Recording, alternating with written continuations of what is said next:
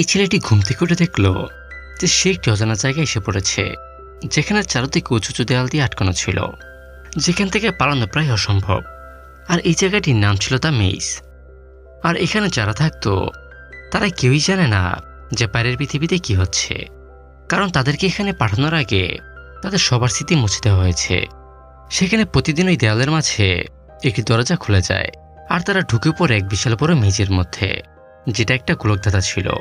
তো প্রতিদিন রাতে ওই মেজের দরজা বন্ধ হয়ে যায়, আর ভিতরে ছেড়ে দেওয়া হয় এক ভয়ঙ্কর গ্রিফার্স।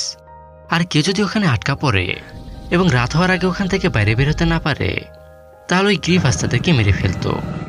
কিন্তু থমাস ছিল সবার থেকে আলাদা। সে শুধু এখানে বেঁচে থাকতে নয়, বরং এখান থেকে বের হতে চায়।